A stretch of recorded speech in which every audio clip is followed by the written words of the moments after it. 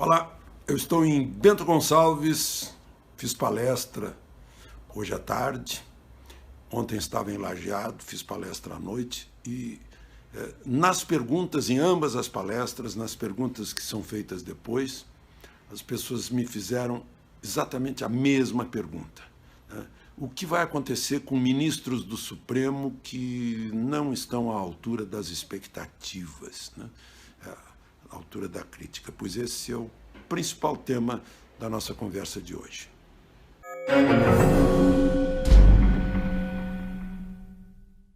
Pois é, está havendo uma discussão entre o ministro Gilmar Mendes, do Supremo, e a presidente e a procuradora-geral da República, Raquel Dodge. A Raquel Dodge disse que essa história de o Supremo querer se defender, o Supremo não é tribunal de exceção, está fazendo censura, das pessoas. E Gilmar Mendes respondeu que o tribunal de exceção é a Lava Jato.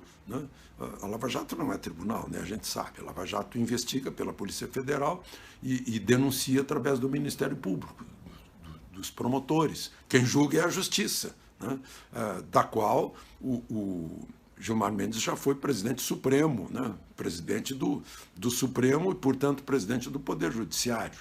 Ele está muito incomodado, porque houve aí uma filtragem na Secretaria da Receita Federal de Imposto de Renda sobre rendimentos isentos, grandes rendimentos, e parece que envolveu Gilmar Mendes, está lá o nome dele, entre 134 brasileiros, ministro Dias Toffoli, as mulheres deles, parece que não gostou, e aí o Alexandre de Moraes mandou suspender esse trabalho da Secretaria da Receita Federal e afastou os 3 auditores que estavam fazendo esse trabalho. Por isso, Raquel Dodge disse, olha, não é tribunal de exceção. Aliás, esse processo aí, o que está nas mãos de Alexandre de Moraes, Dias Toffoli foi quem pôs nas mãos dele quando surgiram supostas calúnias, injúrias, difamações nas redes sociais sobre o Supremo. E o Supremo está aí numa linha de autodefesa. Tanto que já saiu quinta-feira passada uma notícia num jornal paulista de que o Supremo estava pressionando Raquel Dodge para afastar Dallagnol, tanto que já tinha convocado uma reunião de emergência. Aí a Raquel, diante desse disparate, emitiu uma nota oficial dizendo, olha, não tem nenhuma pressão, nunca houve convocação de reunião extraordinária e é impossível afastar o Dallagnol, porque ele é assegurado pela Constituição, artigo 128, parágrafo 5º, a linha 1, a letra B, é inamovível o promotor natural de um processo. Se não vinha um poder maior, vai lá, tira esse promotor, bota um promotor amigo meu. Não dá. Então, o fato é que, e na resposta às perguntas em Lajeado e em Bento Gonçalves eu disse isso, que ninguém está acima da lei, nem mesmo o Supremo. Aliás, o Supremo é que tinha que dar o maior exemplo, o mais severo exemplo de subordinação à lei, e aos princípios fundamentais da Constituição. Ele está lá como intérprete da Constituição, afinal. Como ninguém está acima da lei, olha, qual é o problema de um ministro do Supremo, que é contribuinte do imposto de renda, como qualquer um de nós, ser tratado como qualquer um de nós? Bom, mas enfim, esse é um assunto. O outro, eu estranhei que o ex-senador Luiz Estevam, que está cumprindo pena no presídio da Papuda, em Brasília, por causa daquele escândalo da construção do prédio da Justiça do Trabalho, do prédio regional da Justiça do Trabalho, foi posto de castigo, 3 dias de isolamento, e aí a notícia diz o seguinte, literalmente, abre aspas, a notícia diz que por suposto assédio contra uma agente penitenciária. Eu fico pensando assim, gente, como é que alguém pode sofrer um castigo por algo que é suposto? Se supôs, bom, vai investigar para saber se fez um assédio ou se não fez um assédio, se enquadra na punição ou não, no regulamento interno da prisão. Agora, suposto? Que história é essa de suposto? O sujeito, isso tem sido usado, o sujeito confessou que matou o outro, suposto assassino. Como assim? Ele confessou? Assassino, confesso.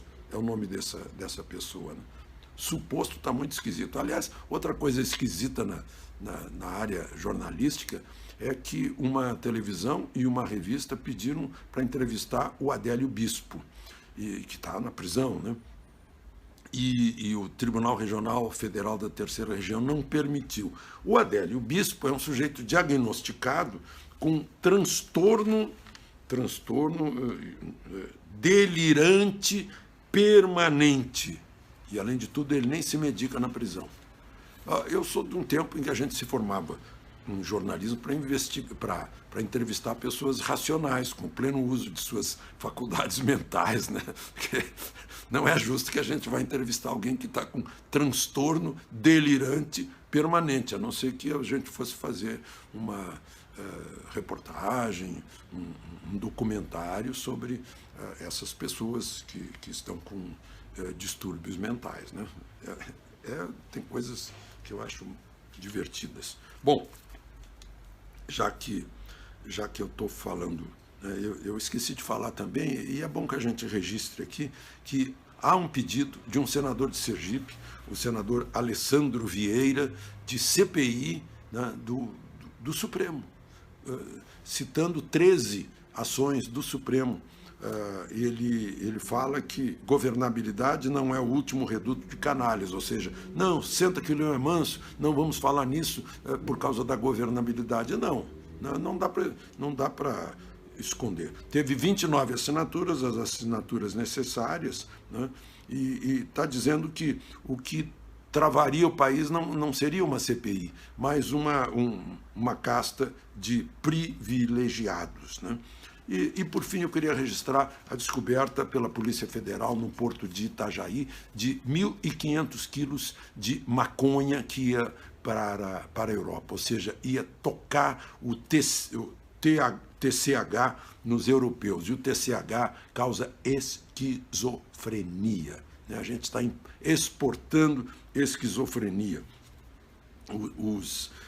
Além de outros transtornos mentais agudos e crônicos, né? Depressão, aí vem risco de suicídio, redução de reflexos. Há uma pesquisa do Hospital das Clínicas de Porto Alegre mostrando que a maconha causa mais acidentes de trânsito que o álcool, né? É a redução dos reflexos, da memória, da inteligência, da capacidade de trabalho, né? Tem 480 substâncias, nas quais tem o canabidiol, uma substância. Aí, com base nesse pretexto, tem muito lobista, porque é um negócio de 10 bilhões por ano, né? Muito lobista tentando lá na Anvisa fazer a liberação do canabidiol. Mas qual é o passo seguinte? O que aconteceu no Canadá, aconteceu no Uruguai, que estão envolvidos em problemas sérios causados por isso. O Uruguai, inclusive, aumentou o homicídio assustadoramente, né?